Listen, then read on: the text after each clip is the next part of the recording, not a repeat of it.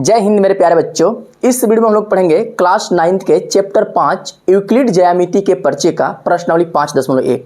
मेरे बच्चे, अगर आपने इस प्रश्नावली में इस चैप्टर में कुछ भी नहीं पढ़ा है ना, इसको अगर आप अंत तक देख लेते हो तो मैं इसकी पूरी गारंटी देता हूं ना कि ये चैप्टर आपके दिमाग में बिल्कुल अच्छे से छप जाएगा और आप इसको लाइफ टाइम कभी भी नहीं भूलोगे। तो चलो करते हैं शुरुआत बिना किसी देरी का। इसमें पहला प्रश्न लिखा है भाई कि निम्नलिखित में से कौन सा कथन सत्य है और कौन सा कथन असत्य है, उनको छाट के बताना है, उनके कारण सहित, ठीक ना। तो इनका कारण सहित बताना है भाई। तो सबसे पहला प्रश्न क्या लिखा है, एक बिंदु से होकर केवल एक ही बिंदु खींची जा सकती है, केवल एक ही रेखा। मेरे बच्चे, जब आपको एक बिंदु दे देना तो एक बिंदु से होकर ये ऐसा बोल रहा है कि एक बिंदु होगा तो उससे हम सिर्फ एक रेखा खींच सकते हैं, केवल एक ही रेखा। मेरे बच्चे ये बताओ, जब एक बिंदु है तो यहां से आप ऐसे भी एक रेखा खींच सकते हो, यहीं से होकर जानी चाहिए, ठीक है। एक और रेखा यहां से जा सकती है, इसी पर से एक और रेखा जा सकती है, एक और रेखा जा सकती है, एक और जा सकती है, एक और जा सकती है, एक और ऐसे करते करते कितना जा सकता है भाई, इनफाइनाइट हो सकता है। यानी कि एक बिंदु से होकर के अनंत रेखाएं, मतलब इतना खींच सकते हैं कि उसका कोई सीमा ही नहीं है। बहुत सारा खींच सकते हो, बहुत सारा, एक ही में गुजवा के सब सट जाएगा हैने से, इतना खींच दो कि सब सट जाए हैने से, लेकिन तब वो और ही खींचा जाएगा, दूर तक बढ़ाओगे तो और ही फैलता रहेगा, तो जगह बनेगा और ही खींचा जा सकता है। यानी कि एक बिंदु से इनफाइनाइट रेखा खींची जा सकती है, अनंत, ठीक है बच्चे। यानी कि ये एक ही रेखा बोला है, इसलिए यह असत्य है। क्या है भाई, असत्य कथन है, ये असत्य। इसको बोल दीजिएगा भैया सब आप गलत बोल रहे हो, ऐसा नहीं होता है। एक बिंदु से ना अनंत रेखा खींच सकते हैं हम लोग, ठीक है ना। इनको बोलना कि आप गलत हो।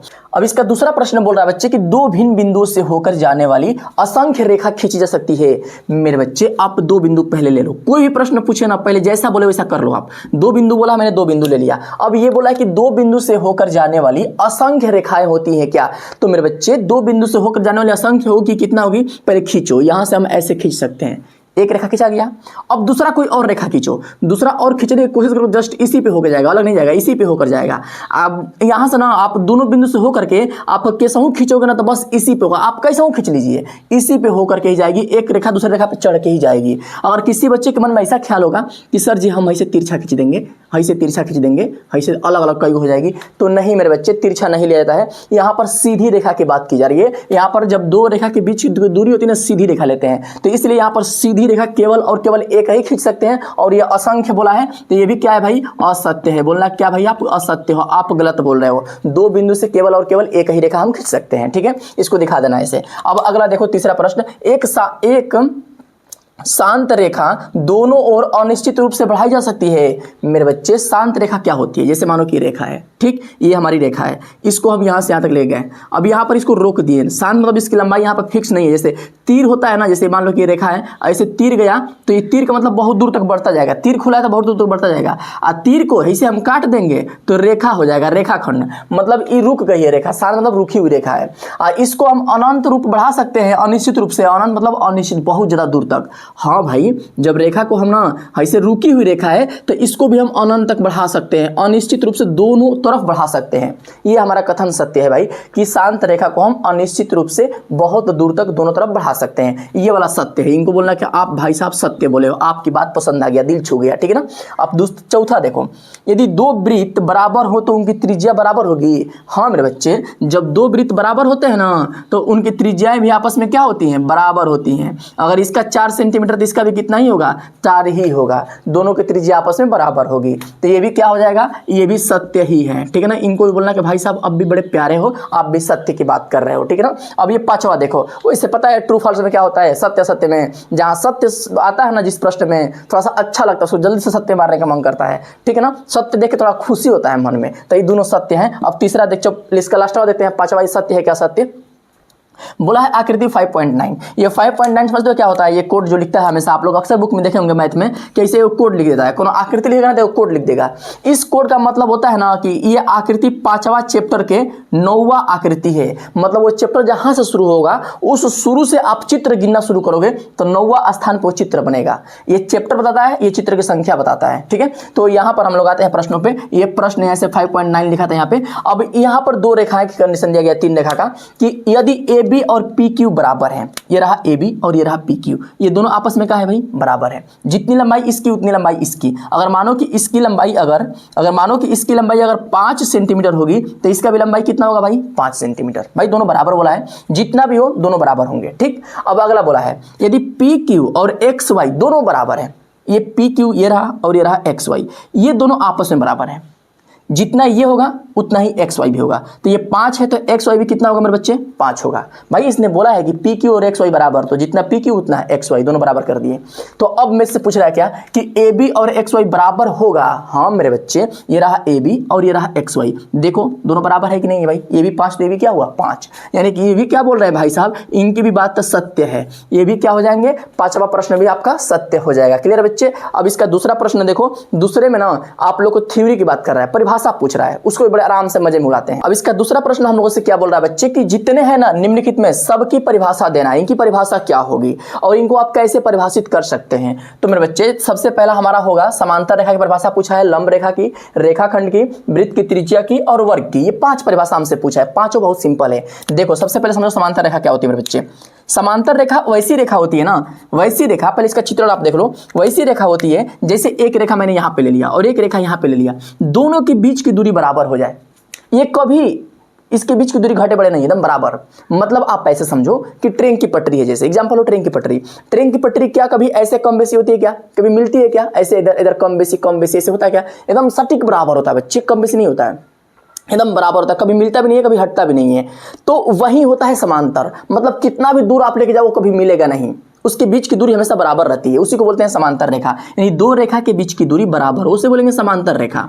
इसकी परिभाषा लिखिएगा, दो रेखा के बीच की दूरी, ठीक है, बीच की दूरी बराबर हो। ठीक है बच्चे, दूरी क्या होनी चाहिए? दूरी बराबर होनी चाहिए। बराबर हो तो उसे हम लोग क्या बोलेंगे? उसे हम लोग बोलेंगे समांतर रेखा। ठीक है बच्चे, समांतर रेखा कहते हैं। ठीक है, समांतर रेखा कहते हैं, लिख लीजिएगा। और इसका ये चित्र हो जाएगा, ठीक है ना, इसका चित्रण। इसको आप अगर ए मानते हो, इसको अगर आप ए मानते हो, इसको बी मानते हो, इसको सी और डी मानते हो, ये रेखा ए बी और सी डी है, तो इसको आप समांतर के रूप में कैसे लिखोगे? तो इसको ऐसे लिखा जाएगा कि ये वाली रेखा इसके समांतर है ना, तो लिखिएगा कि ए बी समांतर सी डी। समांतर का ऐसे चिन्ह होता है, ठीक है ना, पैरेलल का चिन्ह, ऐसे दो रेखा ऊपर ऊपर कर देंगे तो समांतर का चिन्ह हो जाएगा। ठीक है बच्चे, जैसे ट्रेन की पटरी दो ऐसे होती है ना, ऐसे वही होता है, ऐसे खड़ा खड़ा। ए बी और सी डी क्या है बच्चे? समांतर है। इसको ऐसे लिखिएगा, दिखाते ऐसे हैं। ठीक बच्चे, अब अगली परिभाषा हमारी हो जाएगी लंब रेखा की। अब इस लंब रेखा की परिभाषित आप कैसे करोगे? तो इसको थोड़ा मिटाता हूं और उसकी परिभाषा को लिखता हूं। ठीक है, नोट करना है तो इसको नोट कर लीजिए। देखो भाई, लंब रेखा कुछ नहीं होता है, इसका सिंपल सा बात है ना कि एक रेखा के ऊपर दूसरी रेखा चढ़ी हो और उसके बीच में 90 अंश का कोण बना हो। ठीक है ना, उसी को हम लोग बोलते हैं क्या भाई? लंब रेखा बोलते हैं। उसी को हम लोग क्या बोलते हैं? लंब रेखा। जैसे चित्रण देखो, आप चित्रण देखो ना, सुना आएगा क्लियर आपको क्या बोलता बात है। जैसे मानो कि आपके पास एक रेखा है, अब इसी के ऊपर एक दूसरी रेखा ऐसे गिरा दो, ठीक, बिल्कुल 90 अंश का कोण बनता हुआ, एकदम 90 अंश का, कम बेसी नहीं, 90 अंश का। ठीक है, ये रेखा हमारी ए बी है और इसी के ऊपर हमारी रेखा सी डी है, इसी के ऊपर जस्ट 90 अंश का कोण बनाती हुई गिर गई है, तो इसी को हम लोग क्या बोलेंगे भाई? लंब रेखा बोल देंगे। ये हमारी कौन सी रेखा है? ये लंब रेखा है। क्लियर है ना? तो अब आप किसी बच्चे के मन में डाउट हो, सर कैसे पता है कि 90 अंश का कोण बन रहा है? तो आप ऐसे समझो, जैसे आपके घर पे या कहीं आस पड़ोस में घर बनता होगा तो आप देखे होंगे, जो घर के बीम पड़ते हैं या पिलर बनते हैं या फिर जो दीवारें बनती हैं, क्या दीवार ऐसी लगती है? क्या दीवार घर का लग रहा है, बन रहा है, दीवार ऐसे टेढ़ा बनाया जाता है कि ऐसे बनाया जाता है कि ऐसे बनाया जाता है कि ऐसे, किसी तरफ झुकता है क्या? नहीं बच्चे, दीवार बिल्कुल सीधी होती है, बिल्कुल सीधी, ना झुकती किधरों भी नहीं है, कोशिश रहता है बिल्कुल हम सीधा बनाया जाए। उसी सीधा को इस जमीन, सतह जमीन पे बिल्कुल सीधा गिरा दिए, 90 अंश हो गया, तो वही लंब हो गया। ठीक है ना, तो जमीन पे दीवार होती है जो लंब होती है, यानी कि इस रेखा पे ये रेखा लंब है। ऐसे लिखिएगा कि एक रेखा पर दूसरी रेखा 90 अंश का कोण बनाए तो उसे लंब रेखा कहते हैं। ठीक है ना, एक रेखा पर, एक सीधी रेखा पर दूसरी रेखा, ठीक है, दूसरी रेखा 90 अंश का कोण बनाए। कितना बनाए भाई? 90 अंश का। 90 अंश का कोण बनाए तो उससे क्या बोलते हैं? बनाए तो उससे लंब रेखा कहते हैं। ठीक है बच्चे, उसी को बोलते हैं लंब रेखा। ठीक है, लंब रेखा खंड कहते हैं, लंब रेखा कहते हैं। ठीक है बच्चे, इसका ये चित्रण है, इसकी परिभाषा है, नोट कर लीजिएगा। ठीक है ना, ये इसके चित्रण, इसकी परिभाषा है। इस लंब, अब एक बात रही कि सर इसको लंब वाले को कैसे लिखेंगे? तो ये भी बहुत इंपॉर्टेंट पॉइंट है बच्चे। इंपॉर्टेंट पॉइंट ये है कि लिखा कैसे जाता है लंब वाले को। तो ये हमारी रेखा जो नीचे वाली आधार है, पहले उसको लिखो। नीचे हमारा ए बी है ना, नीचे वाले को पहले लिखते हैं ए बी, और लंब को दिखाते हैं ऐसे, जैसे मानो कि जमीन है, उसके ऊपर ऐसे दीवार गिर गई, जमीन पे दीवार ऐसे गिर गई, तो वही है, ये जमीन है, दीवार गिर गई, लंब, ये लंब का चिन्ह है। कौन सी रेखा लंब है भाई? तो सी डी है। ए बी के ऊपर सी डी हमारी क्या हो गई, लंब हो गई। इसको ऐसे डिनोट किया जाता है या फिर दिखाया जाता है, ठीक है बच्चे। इसको ध्यान से लिख लेना कि इसको हम ऐसे दिखाते हैं, लंब रेखा वाली को, ठीक है ना। ये हो गया आपका लंब रेखा की परिभाषा। अब अगली बात रही रेखाखंड की, उसकी भी परिभाषा देख लो भाई। रेखाखंड तो इससे भी आसान है, उसका नाम में क्लियर है सब कुछ, उसकी परिभाषा नाम में छुपा है। कैसे नाम में छुपा है भाई, इधर देखो। आप ये बताओ लिखा क्या है, रेखाखंड। यही ना बोला है कि रेखाखंड। रेखाखंड का मतलब क्या होता है, पहले इस समझिए आप। रेखाखंड का मतलब क्या होता है, जैसे मानो कि इधर रेखा है, इधर खंड है, ठीक। तो रेखाखंड, खंड का मतलब होता है टुकड़ा। खंड का मतलब क्या होता है भाई, टुकड़ा। तो यानी कि रेखा के टुकड़ा को बोलते हैं रेखाखंड। यानी कि रेखा के कटे हुए निश्चित भाग के लंबाई को रेखाखंड बोला जाता है, ठीक है ना। रेखा के निश्चित लंबाई को, रेखा के कटे भाग या निश्चित लंबाई, दोनों में से कुछ भी बोल सकते हैं, आपकी मर्जी, ठीक है। रेखा के निश्चित लंबाई को क्या बोलते हैं भाई, लंबाई को रेखाखंड कहते हैं, ठीक है ना। रेखाखंड कहते हैं, रेखाखंड कहते हैं। क्लियर बच्चे। जैसे इसका चित्रण आप देखोगे तो इसका चित्रण ऐसे बनेगा। ये हमारी रही रेखा, बहुत दूर तक जा रही है, ठीक, बहुत दूर तक जा रही है। इसको हम क्या करते हैं, यहाँ से काट देते हैं कुछ सेंटीमीटर, मान लो 10 सेंटीमीटर तक हम काट लिए। 10 सेंटीमीटर का हमको जरूरत थी, इतना काट लिए। जब इस रेखा में से इतना हम काटे हैं ना, यही हमारी हो गई क्या, रेखाखंड। ये ए बी हमारी क्या है, रेखाखंड है। क्लियर बच्चे। इसका ऐसे चित्रण होगा। अब वैसे वृत्त की त्रिज्या है भाई, वृत्त की त्रिज्या तो सबसे सिंपल है यार, उसमें तो कुछ नहीं करना है। उसको ना आप बस देखोगे तुरंत बता दोगे आंख मीच के कि भाई वृत्त की त्रिज्या ऐसे ही होती है। उसमें बहुत ज़्यादा टेंशन नहीं लोगे। क्यों नहीं लोगे भाई, क्यों नहीं लोगे, कहोगे हम टेंशन लेंगे, नहीं, टेंशन नहीं लेना है। क्यों नहीं लेना है, इसका बस सिंपल सा चित्र होता है भाई, देख लोगे चित्र तो दिमाग में बैठ जाएगा कि वृत्त की त्रिज्या होती क्या है। जैसे मानो कि आपके पास ये रहा वृत्त, ठीक है, ये रहा वृत्त। अब वृत्त की त्रिज्या वही रेखा होती है जो वृत्त के बिल्कुल बीचों बीच केंद्र से, इसके सेंटर से, केंद्र से होकर परिधि को मिला दे, ठीक। बीच में होता है केंद्र, आपको पता है, जहां से हम वृत्त ऐसे प्रकार से खींचते हैं ना, प्रकार वकार से लेकर के डिवाइडर से, तो जहां पे हमारा नोक होता है प्रकार का, वो हमारा केंद्र होता है। और जैसे जैसे पेंसिल घूमती है वो परिधि होता है। तो जो केंद्र है ना, जहां पे केंद्र लगा है पेंसिल का, लोहा वाला, उससे आप परिधि के बीच की दूरी को ना, उसी को बोलते हैं त्रिज्या। ये हमारा क्या हो जाएगा, त्रिज्या हो जाएगा। तब इसको परिभाषित आप लोग नहीं कर सकते हो अपने से कि केंद्र से परिधि के बीच की दूरी को त्रिज्या बोलते हैं। बस लिख न दीजिए यार, इसमें करना क्या है, केंद्र से परिधि के बीच की दूरी को, वृत्त के लिखिएगा इसे, वृत्त के केंद्र से परिधि के बीच की दूरी को, परिधि के बीच की दूरी को क्या बोलते हैं मेरे बच्चे, त्रिज्या बोलते हैं। दूरी को त्रिज्या कहते हैं। क्लियर है ना। ये इसका परिभाषा हो गया। इसको आप कैसे लिखोगे, ओ मान लो, इसको ए मान लो, तो त्रिज्या को दिखाते हैं आर से, तो आर बराबर क्या लिख दीजिएगा, ओ ए। यही हो गया इसका क्या, त्रिज्या। क्लियर बच्चे। ये वृत्त की त्रिज्या का सिंपल सा परिभाषा था। अब बात रही वर्ग की ना, तो वर्ग भी देख लो। वर्ग तो आपको हम बता देते हैं कि वर्ग में आप लोग को ज़्यादा टेंशन नहीं लेना है। बस एक बात ध्यान रखना है कि वर्ग में चारों रेखाएं बराबर होती हैं। बस इतना ध्यान रखना है कि वर्ग में क्या होता है मेरे बच्चे, चारों रेखाएं इसकी बराबर होती हैं। इसका चित्र देखो, और प्रत्येक रेखा के बीच में 90 अंश का कोण बनता है। जैसे एक रेखा मैंने लिया 5, तो दूसरा भी लूंगा 5, तीसरा भी लूंगा 5 और चौथा भी लूंगा 5, और इसके बीच में कितना अंश का कोण बनेगा मेरे बच्चे, 90 अंश का। प्रत्येक जगह पे 90 अंश का कोण बनाया जाएगा, ना तनिको कम और ना तनिको बेसी, एकदम 90 अंश का ही कोण होना चाहिए। आई चारों रेखाएं आपस में क्या होनी चाहिए, बराबर। चूंकि रेखा बराबर है इसलिए सब पे सिंगल सिंगल ट्रिक मार दिए हैं, ठीक है ना। तो यही हो जाता है क्या भाई, वर्ग होता है। इसको परिभाषित में कैसे लिखोगे, तो जिस चतुर्भुज का चारों रेखाएं बराबर हो, जिस चतुर्भुज का चारों रेखाएं बराबर हो बच्चे, उसी को हम लोग क्या बोलते हैं, चारों रेखाएं बराबर हो तथा प्रत्येक कोण 90 अंश का हो, तथा प्रत्येक कोण 90 अंश का हो तो उससे वर्ग कहते हैं। हो तो उसे क्या बोलते हैं मेरे बच्चे, उससे वर्ग कहते हैं।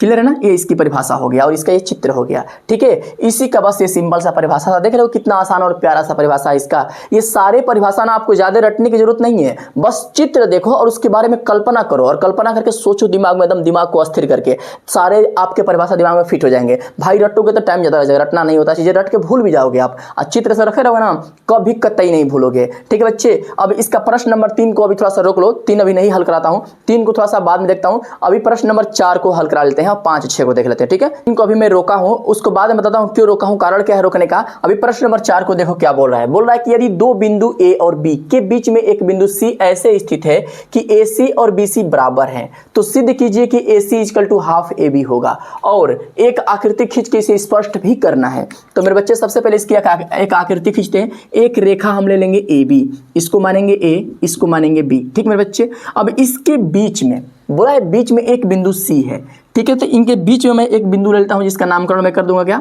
सी, ठीक है। ऐसे इसके बीच में एक बिंदु मैंने सी भी ले लिया। अब क्या बोल रहा ना कि यदि ए सी और बी सी बराबर है तो सिद्ध करना है कि A C equal to half A B होगा। जो दिया है उसको पहले आप इधर लिखो, जो जो चीजें दी हैं उसको इधर लिख लो। जो देता है ना उसको लिखते हैं कि ये दिया हुआ है, दिया है, क्या दिया है भाई, तो ए C equal to B C. अब क्या सिद्ध करना है तो इधर लिखते हैं, जो सिद्ध करना है उसको इधर लिख लेते हैं, सिद्ध करना है, ठीक है। सिद्ध करना है बराबर, क्या सिद्ध करना है मेरे बच्चे, तो इसमें तो बस यही ना सिद्ध करना है कि जो ए सी होगा वह किसके बराबर होगा मेरे बच्चे, तो हाफ ए बी के बराबर होगा। यही सिद्ध करना है। चलो करते हैं, बहुत आसान है, बहुत सिंपल है, आपको एकदम दिमाग में फिटिंग भी हो जाएगा कैसे करना है। ध्यान से देखो, आप लोगों को ना सबसे पहले ये बात पता होना चाहिए कि ए बी और बी सी कहाँ पे है। ए सी बी सी ये रहा ए सी और ये रहा बी सी, यानी यहाँ से लेके यहाँ तक की लाइन और यहाँ से लेके यहाँ तक की लाइन आपस में क्या भी बराबर है, ठीक। इतना क्लियर है। तो आपको जो चीज दिया है पहले उसको उतार लो, जो दिया है उसको उतारो। ए सी और बी सी बराबर है, इन दोनों को मैंने उतार लिया, क्लियर। अब एक काम करो मेरे बच्चे, हमको सिद्ध करना है एसी वाले के लिए, तो इन दोनों के तरफ ना एसी को आप जोड़ दो, दोनों के तरफ एसी को आप जोड़ दो, ये भी हो जाएगा। चाहे दूसरा नियम ये होगा कि आप इन दोनों को अलग अलग जोड़ के दिखा दोगे, 2-3 तरह से कर सकते हो, मैं जो करा रहा हूं उसको बस आराम से देख लो, इजी है, ठीक है ना। इसमें क्या करेंगे, दोनों तरफ इसको हम मान लेंगे समीकरण नंबर 1 और दोनों तरफ एसी को जोड़ लेंगे, ठीक है। यहां पर लिखिएगा समीकरण 1 में एसी जोड़ने पर, ठीक है। समीकरण 1 में दोनों तरफ एसी जोड़ने पे, ठीक है, दोनों तरफ एसी को जोड़ने पर, एसी को जब हम जोड़ेंगे तो क्या प्राप्त होगा मेरे बच्चे, तो इधर एसी पहले से था, एगो एसी और जुट जाएगा, बराबर बीसी है, एगो एसी और इधरों जुट जाएगा, दोनों तरफ एसी जुट गया। अब ये बताइए एसी एसी मिलकर को एसी होगा भाई, तो 2 एसी हो जाएगा। बीसी एसी मिलकर क्या होगा मेरे बच्चे, तो देखो ये रहा बीसी और ये रहा एसी, ध्यान समझो, ये रहा बीसी और ये रहा एसी। जब इतनी लाइन और इतनी लाइन पूरे को जोड़ लेंगे तो ये ए बी के बराबर हो जाएगा, ये तो ए बी के बराबर होगा। तो आप यहाँ पर लिख दीजिएगा क्या भाई, ए बी, ठीक है ना। यहाँ पर आप लिख दीजिएगा ए बी। अब मेरे बच्चे ये बताओ, एसी के साथ 2 इधर गुणा में, उधर गया तो क्या होगा भाई, भागा में हो जाएगा, यानी कि ए बी बटा में 2 कर सकते हैं। इसी को हम लिखते हैं ऐसे कि ए बी और 1 बटा के 2 थोड़ा आगे कर लेते हैं, यही हमारा सिद्ध हो चुका है, ठीक है बच्चे। इसी को सिद्ध करने की बातें कर रहा था, हमने इधर सिद्ध कर दिया कि A C equal to half A B प्राप्त होगा। इसको डब्बा में बंद कर देना और नीचे लिख देना इति सिद्धम, मतलब यह सिद्ध हुआ, ठीक है ना, इति सिद्धम, ठीक है बच्चे, सिद्धम। क्लियर बच्चे, जो सिद्ध करते हुए प्रश्न होते हैं ना उसके लास्ट में लिख दे तो बेहतर रहता है कि इति सिद्धम, ताकि एग्जामिनर देख के समझ जाए कि ये प्रश्न सिद्ध करने वाला था, ठीक है ना। इसका यह सिद्धीकरण हो चुका है। अब इसके प्रश्न नंबर 5 देखो बच्चे, क्या बोला है ना, प्रश्न नंबर 4 में सी रेखाखंड ए बी का एक मध्य बिंदु कहलाता है। वो प्रश्न नंबर जो 4 दिया था जिसको अभी पहले हल किया पीछे, उसी की बात कर रहा है यहाँ पे कि जो सी है वो ए बी का एक मध्य बिंदु कहलाता है। तो सिद्ध ये करना है कि रेखाखंड का एक और केवल एक ही मध्य बिंदु है।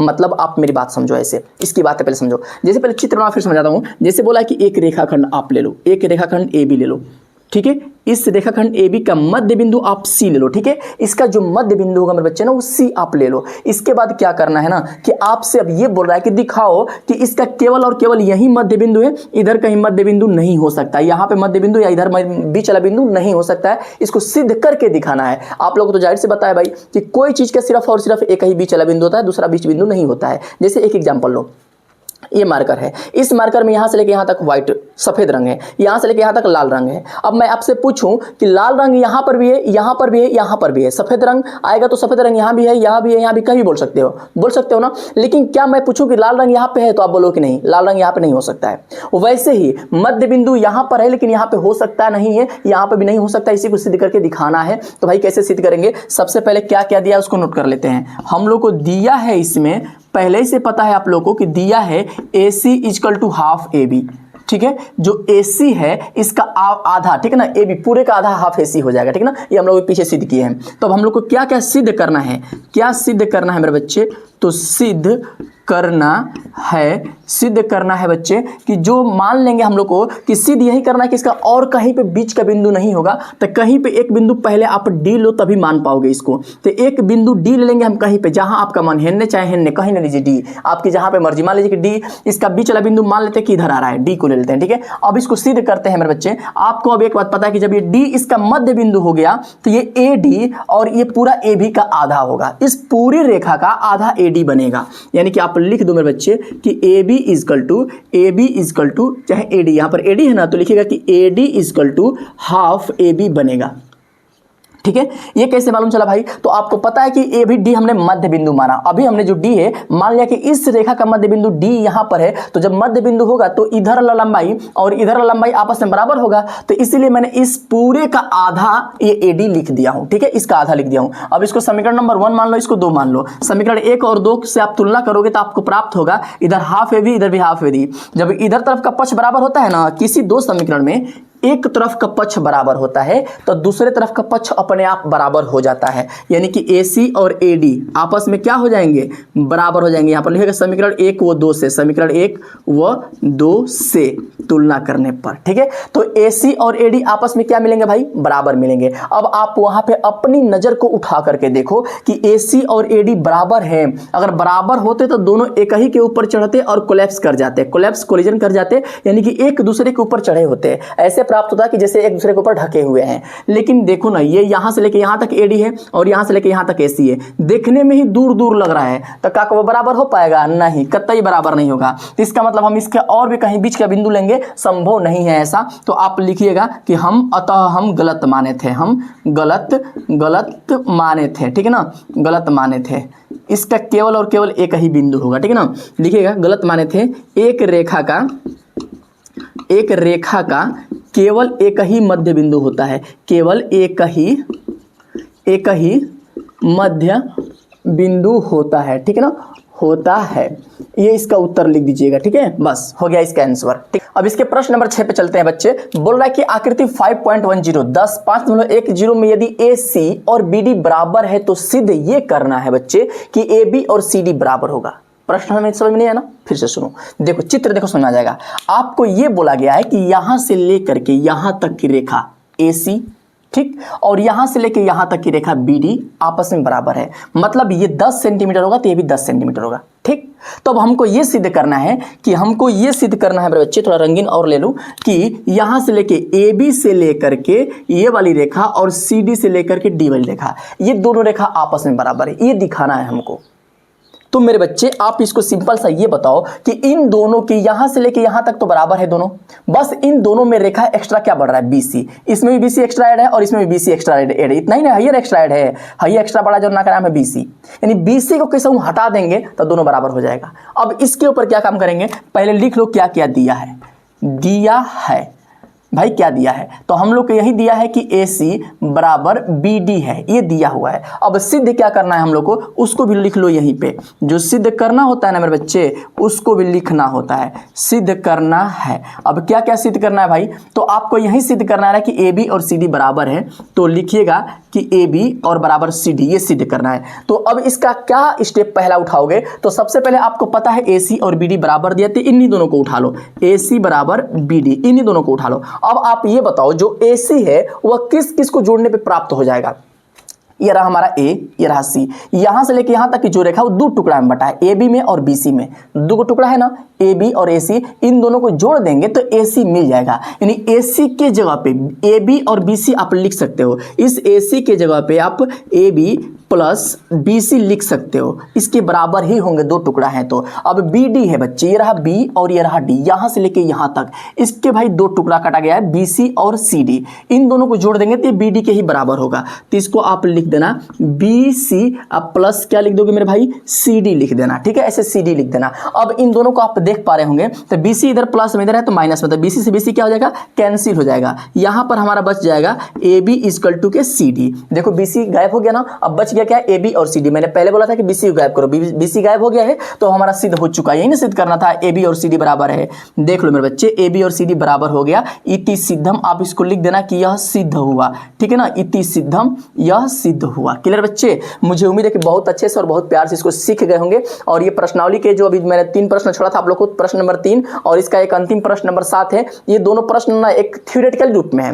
उसका अगर आप लोग को चाहोगे कि हाँ सर बता दें, वैसे इंपॉर्टेंट है नहीं, लेकिन अगर आप लोग को लग रहा है कि हाँ सर इंपॉर्टेंट मेरे लिए है तो आप लोग कमेंट में लिखना कि हाँ सर उसका भी प्रश्न को हल करा दीजिए, मैं उसके लिए एक थ्योरी का स्पेशल वीडियो बना के आप लोग को डाल दूंगा। ठीक है बच्चे, उसके लिए स्पेशल रहेगा थ्योरी के लिए, यूक्लिड ज्योमेट्री की थ्योरी के लिए। ठीक है, अगर आप मेरे चैनल पर पहली बार आए हो, नए हो, तो चैनल को सब्सक्राइब नहीं किया तो प्लीज सब्सक्राइब कर लो, वीडियो को लाइक करो और कमेंट करके बताओ कि आप कहां से पढ़ रहे हो, किस जगह से। और एक बात और है बच्चे कि आपके क्लास के पूरे चैप्टर का एक एक प्रश्नावली का मैंने हल कराया है, उसका प्लेलिस्ट बना करके आप प्लेलिस्ट खोल के देख लो, आपके क्लास के पूरे चैप्टर का एक एक प्रश्नावली का हल दिया गया है। ठीक है बच्चे, तो मिलेंगे जल्दी अगले वीडियो में। यहां तक आने के लिए धन्यवाद।